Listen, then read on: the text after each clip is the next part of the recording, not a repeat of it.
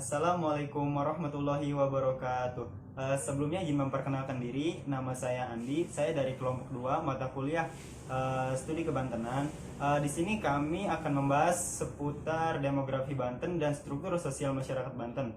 Sebelum masuk ke pembahasan, inilah anggota-anggota dari kelompok 2. Assalamualaikum warahmatullahi wabarakatuh. Izin memperkenalkan diri, nama saya Siti Nurul Aldira dari jurusan S1 Manajemen, Fakultas Ekonomi dan Bisnis, Universitas Sultan Ageng Tirtayasa, mata kuliah studi kebantenan, kelompok 2. Nama saya Dadang Rusmana, saya dari kelompok 2. Nama saya Safira Febrianti. Perkenalkan, saya Taris Inwansyah, saya dari kelompok 2.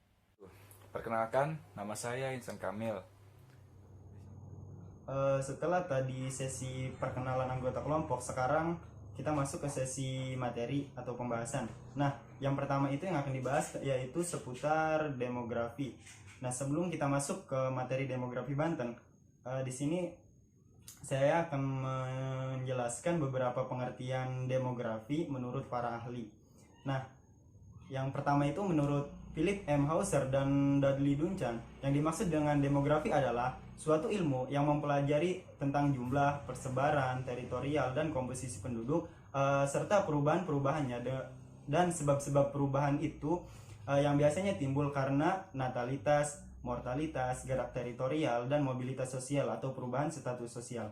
Nah, pengertian demografi yang kedua yaitu menurut Hawthorne.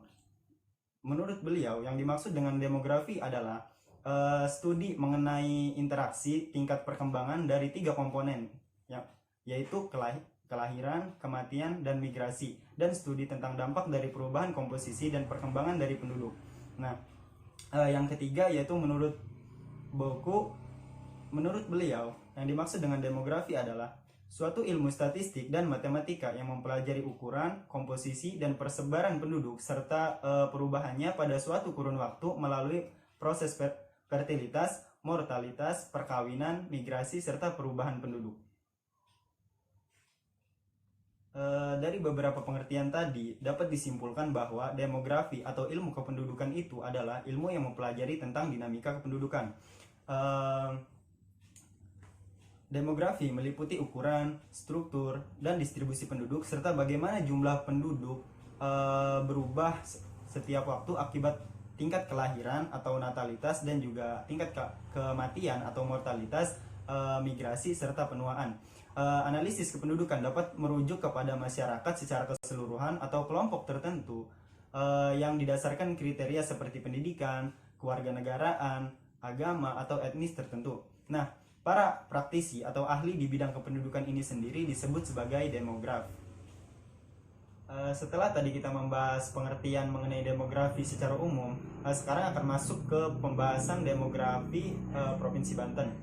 Sebelumnya, Provinsi Banten merupakan sebuah provinsi pemekaran dari Provinsi Jawa Barat, terhitung sejak bulan Oktober tahun 2000 melalui Undang-Undang Nomor 23 Tahun 2000. Provinsi ini memisahkan diri dari Jawa Barat. Nah, pusat pemerintahan dari Provinsi Banten terletak di Kota Serang. Luas wilayah Banten terhitung kecil dibandingkan dengan provinsi-provinsi lainnya di Indonesia. Dengan luas kurang lebih sekitar hanya 9.600 km persegi atau sekitar 0,51% dari luas daratan di Indonesia, Banten merupakan provinsi terkecil kelima di Indonesia setelah Provinsi Kepulauan Riau, Provinsi Bali, Provinsi Daerah Istimewa Yogyakarta, dan Provinsi DKI Jakarta. Walaupun Provinsi Banten terhitung provinsi yang kecil, namun populasi dari Provinsi Banten ini mencapai sekitar 12,62 juta jiwa terhitung dari Badan Pusat Statistik tahun 2019. Nah, Provinsi Banten telah memasuki bonus demografi. Hal ini disampaikan oleh Siti Masrifa, anggota Komisi 9 DPR RI Dapil 3 Banten. Sebab dari 12,4 juta jiwa Banten di tahun 2017, 68,53% adalah penduduk usia produktif. Artinya, jumlah penduduk usia produktif lebih banyak dibandingkan jumlah penduduk usia yang tidak produktif. usia produktif sendiri itu berkisar antara 16 sampai 65 tahun. Nah, berdasarkan dari data statistik struktur penduduk Banten yang dipublikasikan oleh Badan Pusat Statistik Banten tahun 2013, angka beban ketergantungan Banten masih tinggi, yaitu sebesar 47,08%. Berarti setiap 100 orang penduduk usia produktif harus menanggung setidaknya antara 47 sampai 48 penduduk usia tidak produktif.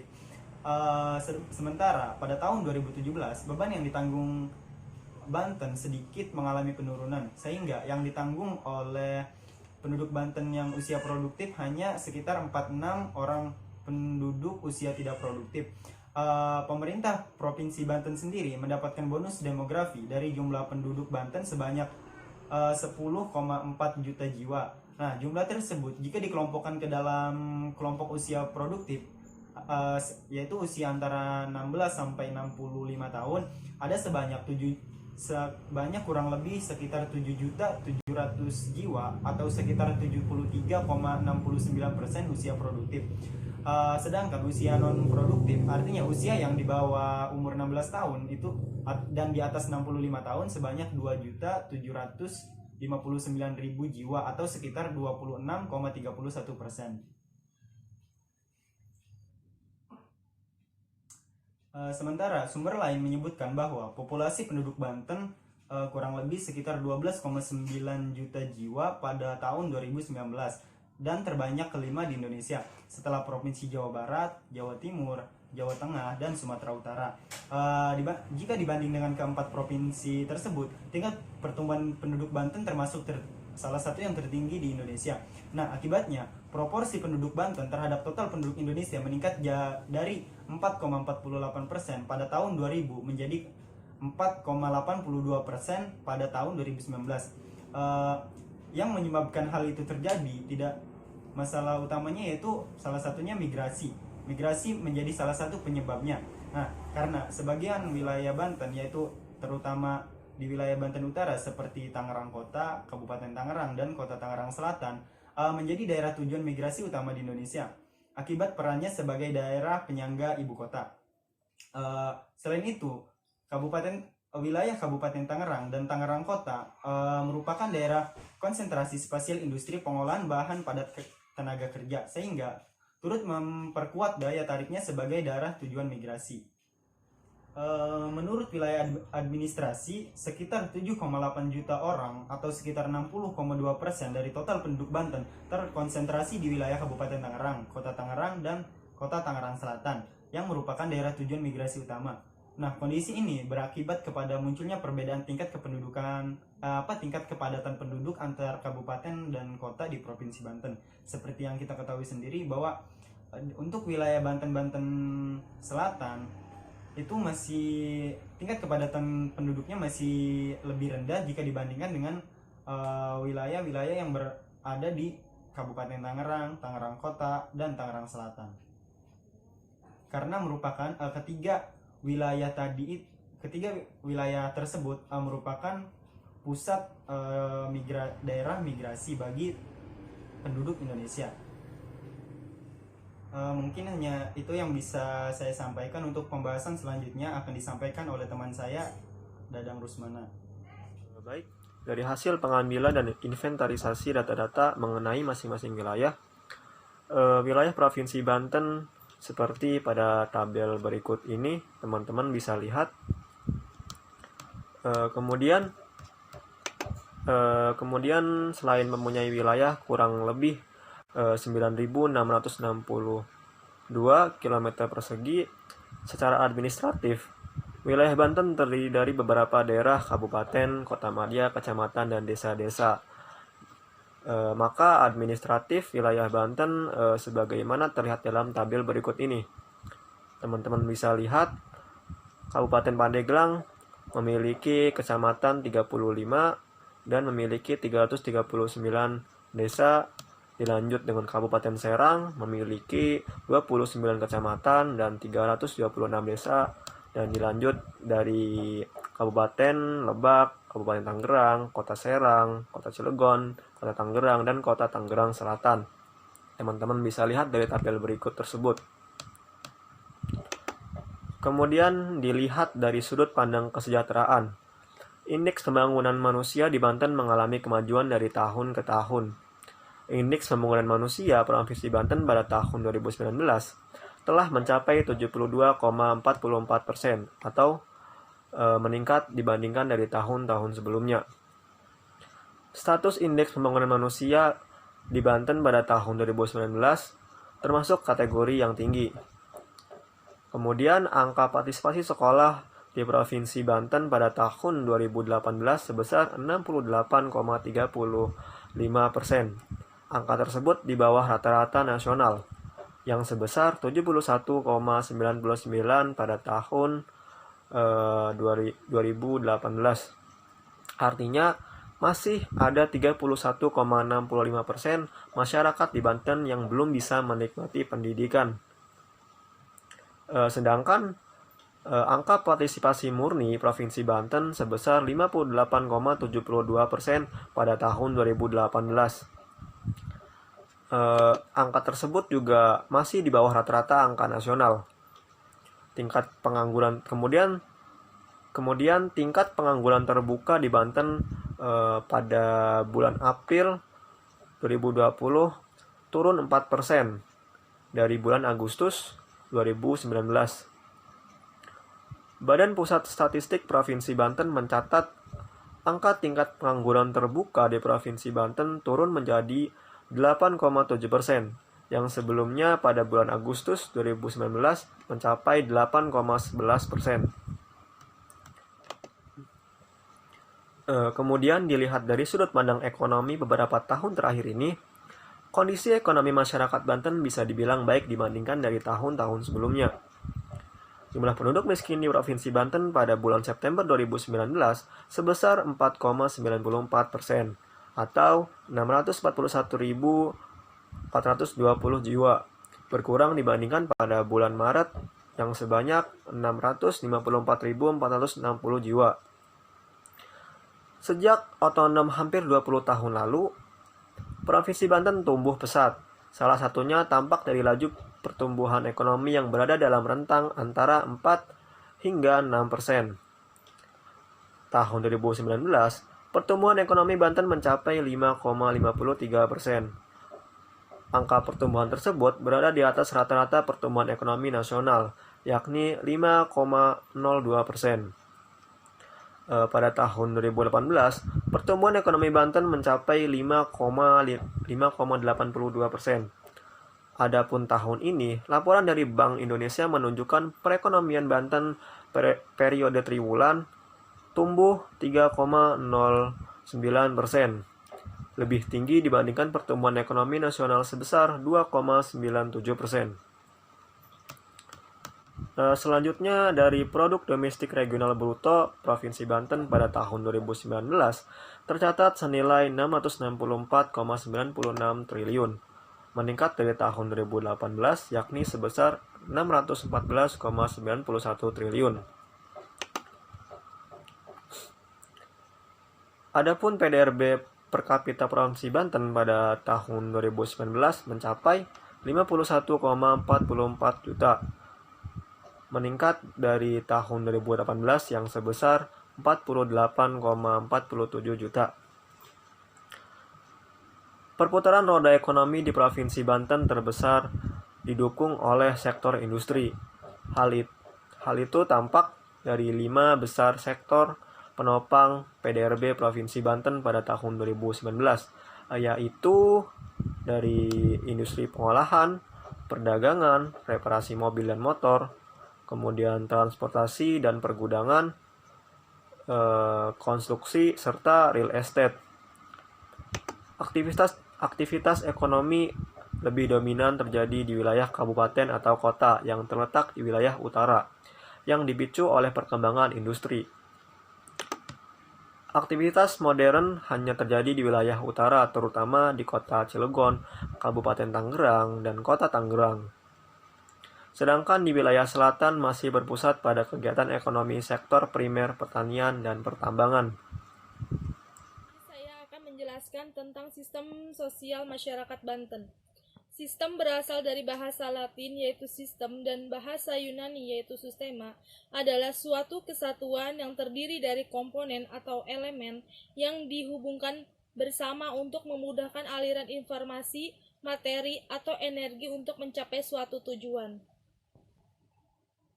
Sistem sosial yaitu semua unsur sosial yang saling berhubungan antara satu sama lain dan di mana hubungan tersebut saling mempengaruhi dalam kesatuan sosial. Kemudian salah satu contoh sistem sosial misalnya seperti masyarakat pada di sekitar kita atau seperti pada sistem yang ada di suatu universitas atau sekolah. Lalu bisa juga di dalam masyarakat seperti adanya kecamatan, kelurahan, rukun warga, dan rukun tetangga. Seorang individu yang hidup dengan individu lainnya atau minimal ada 2 orang individu. Individu tersebut saling berinteraksi antara satu sama lain sehingga terjadi adaptasi dan terbentuk pengorganisasian. Lalu muncullah pada setiap individu rasa persatuan dan kesatuan. Secara historis, Banten dikenal karena di daerah ini pernah berdiri sebuah kerajaan Islam. Namun, sebetulnya jauh sebelum berdiri kerajaan Islam, Banten sudah memiliki kebudayaan yang cukup melimpah, inventarisasi dan penelitian peninggalan purbakala yang dimulai sejak abad ke-19 di daerah Banten ini membuktikan akan hal tersebut.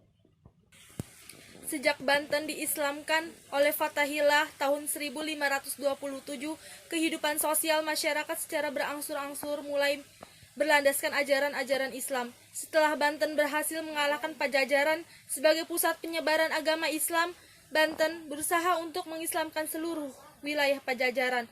Bahkan penyebaran agama Islam itu meluas sampai ke Lampung, Bengkulu, dan daerah lainnya sekitar Tulang Bawang. Pengaruh Islam makin kuat di daerah pedalaman. Pendukung kerajaan Pajajaran mengikirkan ke pedalaman, yakni ke daerah Banten Selatan. Mereka dikenal sebagai suku Baduy. Kepercayaan mereka disebut Pasundan Kawitan, yang artinya Pasundan yang pertama. Mereka mempertahankan tradisi-tradisi lama dan menolak pengaruh Islam sebagai pusat penyebaran agama Islam. Banten berusaha untuk mengislamkan seluruh wilayah Pajajaran. Bahkan penyebaran agama Islam itu meluas sampai ke Lampung, Bengkulu, dan daerah-daerah lain sekitar Tulang Bawang. Kehidupan sosial masyarakat Banten semasa Sultan Ageng Tirtayasa cukup baik, karena Sultan Ageng Tirtayasa cukup baik dalam memperhatikan kehidupan dan kesejahteraan rakyatnya. Namun, setelah Sultan Ageng Tirtayasa meninggal dunia dan adanya campur tangan Belanda dalam berbagai kehidupan sosial masyarakat berubah merosot tajam. Seni budaya masyarakat ditemukan pada bangunan Masjid Agung Banten atau Tumpang Lima dan bangunan gapura-gapura di Kaibon, Banten. Di samping itu juga bangunan istana yang dibangun oleh Jan Lucas Cardil, orang Belanda pelarian dari Batavia yang telah menganut agama Islam. Susunan istananya menyerupai istana raja di Eropa. Pemerintah Banten di Jawa Barat menggunakan aturan dan hukum Islam, sehingga kehidupan masyarakatnya hidup secara teratur, aman, tentram, dan damai. Kehidupan masyarakat Banten yang memiliki latar belakang dalam dunia pelayaran, perdagangan, dan perdamaian mengakibatkan masyarakat Banten memiliki jiwa bebas dan lebih bersifat terbuka. Dengan demikian, mereka dapat bergaul dengan pedagang-pedagang dari berbagai bangsa yang lain. Banyak orang India, Arab, Cina, Melayu, dan Jawa yang menetap di Banten. Mereka berkumpul dan membuat perkampungan sesuai dengan nama asalnya, yaitu perkampungan orang Arab. Percinan, yaitu perkampungan orang Cina, kampung Melayu, kampung Jawa, dan sebagainya. Di Banten juga terdapat orang keturunan Madura. Mereka adalah pelarian dari Madura yang meminta perlindungan ke Banten karena tidak mau tunduk kepada Mataram. Selanjutnya saya akan menjelaskan tentang struktur sosial masyarakat di Banten. Masyarakat yang di dalamnya terkandung hubungan timbal balik antara status dan peranan dengan batas-batas perangkat unsur-unsur sosial yang mengacu pada suatu keteraturan perilaku di dalam masyarakat. Analogi struktur sosial, apabila masyarakat diumpamakan sebagai sebuah bangunan, maka struktur sosial masyarakat tersebut adalah sebuah kerangka bangunan yang terdiri dari kayu, besi, dan komponen-komponen bangunan lainnya. Komponen-komponen tersebut saling menjalin membentuk suatu bangunan. Bangunan tersebut tidak dapat berdiri kokoh apabila salah satu atau beberapa komponen yang dibutuhkan untuk membuat bangunan tersebut tidak ada. Struktur sosial merupakan susunan atau konfigurasi dari unsur-unsur sosial yang pokok dalam masyarakat, yaitu kelompok, kelas sosial, nilai, dan norma sosial, dan lembaga sosial. Di sini saya akan melanjutkan materi struktur sosial masyarakat di Banten. Struktur masyarakat Banten dari beberapa catatan orang asing yang mengunjungi Banten pada masa Kesultanan menggambarkan struktur masyarakat Banten digolongkan pada 4 golongan, yaitu yang pertama, golongan raja dan keluarga. Menduduki status sosial yang paling tinggi, hal ini disebabkan karena fungsi dan jabatannya merupakan pemegang kekuasaan politik dan ekonomi.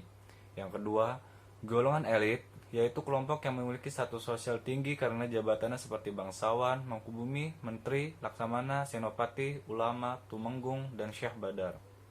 Yang ketiga, golongan bukan elit, seperti para pedagang, nelayan, tentara, petani, seniman, dan pejabat rendahan. Golongan budak yaitu yang tidak mampu membayar hutang.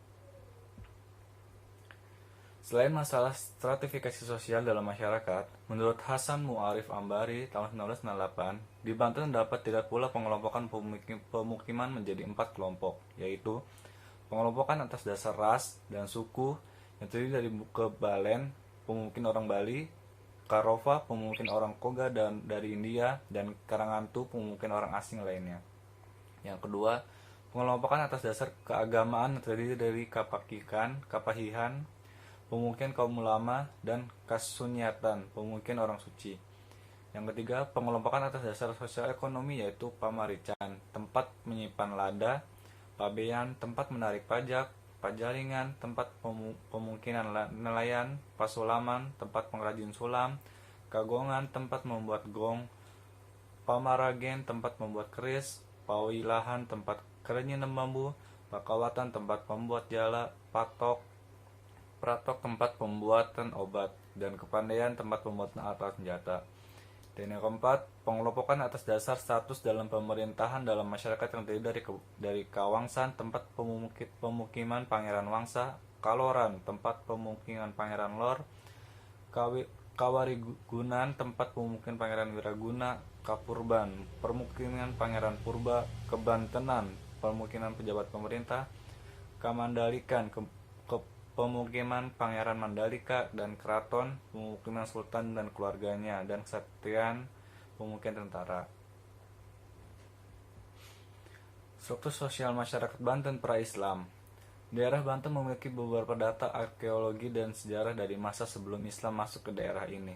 Sumber data arkeologi menunjukkan bahwa sebelum Islam masyarakat Banten hidup pada masa tradisi prasejarah dan tradisi Hindu-Buddha. Tradisi prasejarah ditandai dengan adanya alat-alat kehidupan sehari-hari dan kepercayaan yang mereka anut. Demikian pula dengan masa kehidupan Hindu dan Buddha ditandai oleh peninggalan Hindu pada masa itu berupa prasasti Arcanandi dan benda-benda arkeologi lainnya, serta naskah-naskah kuno yang mencatat keterangan tentang kehidupan masyarakat pada masa itu. Struktur sosial masyarakat Banten masa Kesultanan.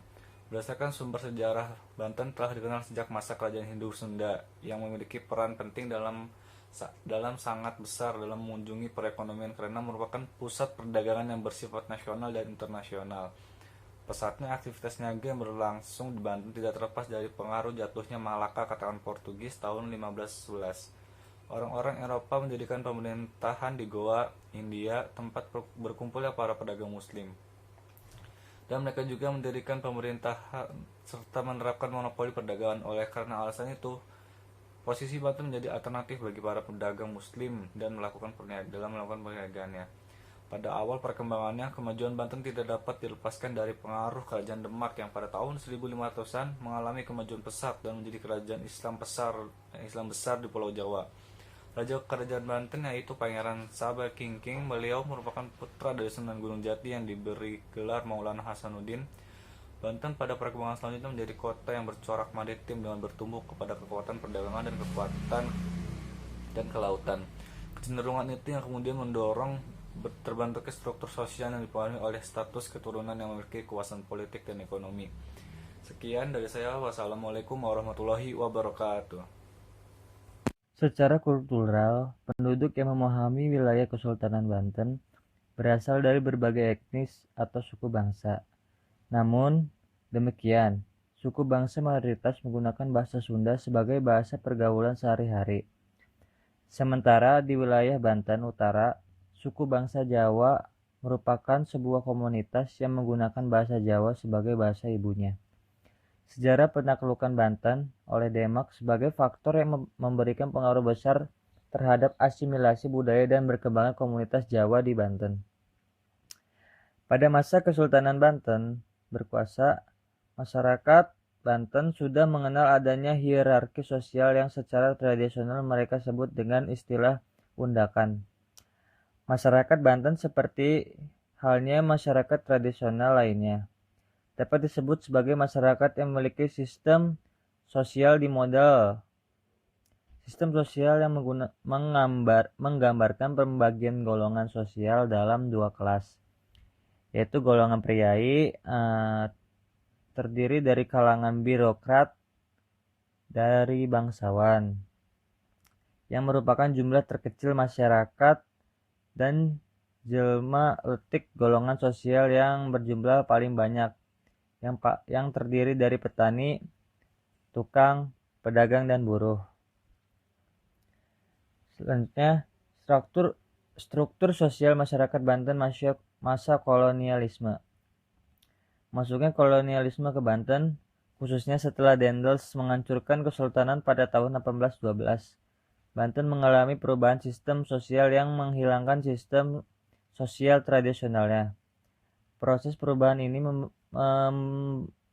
melibatkan suatu pergeseran pola-pola institusional dari pola-pola kekuasaan yang tradisional ke arah penerimaan dan pelembagaan seperangkat norma dan sasaran-sasaran politik yang diilhami Barat.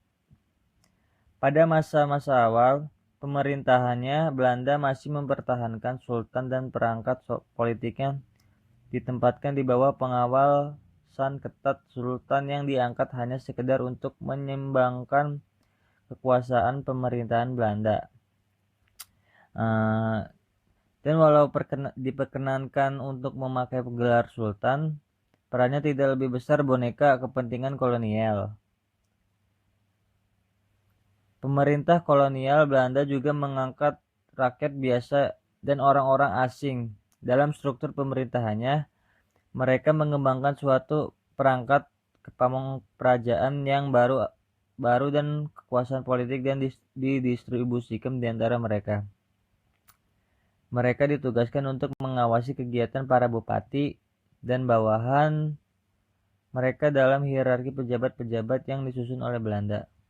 Presiden merupakan bawahan yang kedudukannya lebih tinggi dari anak buah, rendahan yang ditempati oleh orang-orang pribumi. Pada tahap pertama pendirian VOC,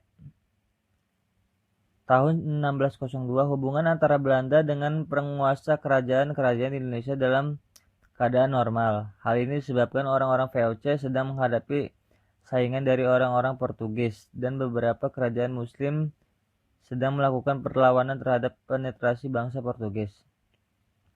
Pada tahun 1603 dibuka kantor dagang untuk Hindia Timur atau Kepulauan Nusantara dengan Peter Both sebagai Gubernur Jenderal VOC di wilayah Hindia Timur. Tentang pembentukan VOC, ketika Peter John datang ke Banten menggantikan Peter Both sebagai Gubernur Jenderal VOC, hubungan antara Banten dengan orang-orang Belanda sedang meruncing. Pada tahun 1651, dalam menjalankan pemerintahannya, Sultan Ageng Tirtayasa merubah peningkatan kegiatan perniagaan baik yang diselenggarakan Banten maupun saudagar asing.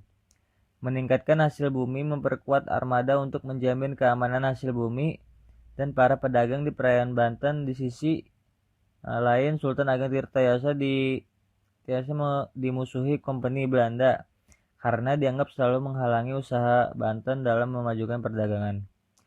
Pada tahun 1656, Sultan Ageng Tirtayasa melakukan serangan terhadap VOC di darat maupun di laut, dan berhasil menghancurkan 2 buah kapal VOC yang muncul di perairan Banten. Nah lanjut, terus di Banten itu dikenal dengan istilah Jawara yang menurut KBBI adalah pendekar atau jagoan. Secara umum kita dapat mengambil pengertian bahwa Jawara itu merupakan sebutan bagi seseorang atau sekelompok orang yang dianggap mempunyai kekuatan dan keberanian. Keberadaan jawara di masyarakat Banten ini berhubungan erat dengan kekuatan dan keberanian mereka yang dipergunakan untuk melawan kekuasaan kolonial dan berlanjut sampai ke perjuangan mempertahankan kemerdekaan RI. Terus sebagaimana disampaikan oleh Sartono Kartodirjo pada tahun 2001 bahwa jawara merupakan kumpulan orang-orang yang tidak mempunyai pekerjaan dan seringkali melakukan tindakan kriminal, menguatkan anggapan bahwa jawara itu merupakan pelanggaran hukum. Terus lanjut, pada era perjuangan mempertahankan kemerdekaan RI ini, ulama dan jawara itu mampu berkonsolidasi karena keinginan untuk mengusir penjajah.